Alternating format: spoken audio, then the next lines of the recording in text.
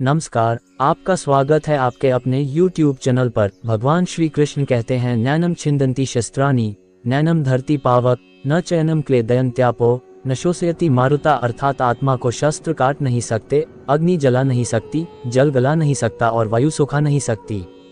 अर्थात मनुष्य के देह में स्थित आत्मा अमर है, उसे कोई नहीं मार सकता, किंतु मनुष्य का शरीर अमर नहीं है।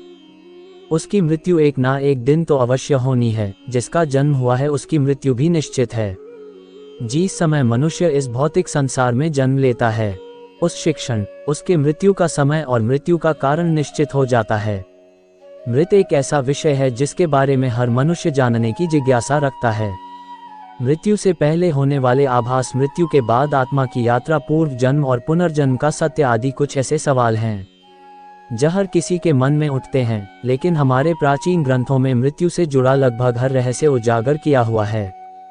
गरुड़ पुराण में जीवन से लेकर मृत्यु तक, हर उसके बाद आत्मा के सफर के बारे में विस्तार से जानकारी दी गई है।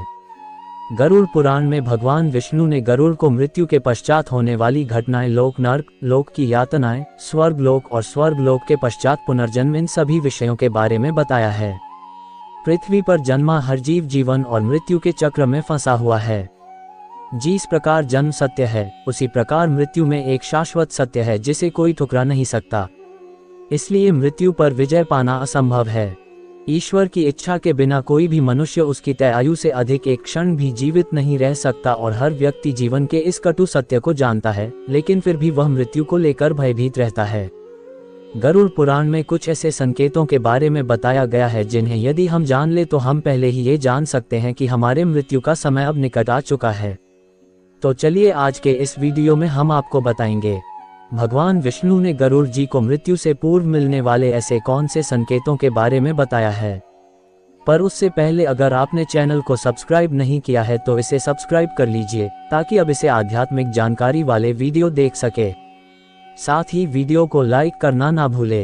पहली बात, गौरव पुराण के अनुसार जब इंसान की मृत्यु निकट आती है तो उसकी परछाई उसका साथ छोड़ देती है। ऐसे मनुष्य को तेल और पानी में अपनी परछाई या प्रतिबिंब दिखाई नहीं देता है। अगर किसी व्यक्ति के साथ ऐसा होता है तो उसे समझ लेना चाहिए कि उसका अंतिम समय अब निकट आ चुका है। दूसरी बात, जब भी किसी मनुष्य की मृत्यु निकट आती है तो उसे अपने आसपास अपने पूर्वज या पितृ दिखाई देने लगते हैं। उसे अपने पास अपने पितरों की मौजूदगी महसूस होती है।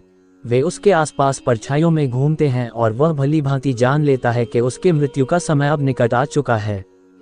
तीसरी बात, जब भी किसी इंसान की मृत्यु निकट आती है तो उसे अपने शरीर से ही गाजी प्रकार की गंधानी लगती है, जो उसे बिल्कुल भी अच्छी नहीं लगती है। इस गंध को सूंघते ही उस मनुष्य को समझ जाना चाहिए कि उसका अंत समय अब निकट आ चुका है।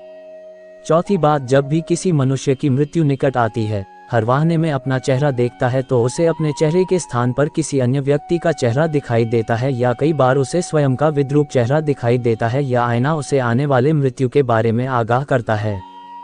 इसलिए जब भी किसी मनुष्य को आईने में अपना चेहरा विद्रोह दिखाई दे या अपने चेहरे की जगह किसी अन्य व्यक्ति का चेहरा दिखाई दे तो उसे समझ जाना चाहिए कि उसकी मृत्यु का समय अब निकट आ चुका है। जब इंसान की मृत्यु पास आती है तो उसका शरीर पीला या हल्का लाल दिखाई देने लगता है। मानसिक संकेतों में अवसाद, चिंता, अधिक चिंता, अनुभवों में परिवर्तन और अन्य मानसिक लक्षण शामिल हो सकते हैं। उसकी त्वचा अंदर से जलने लगती है।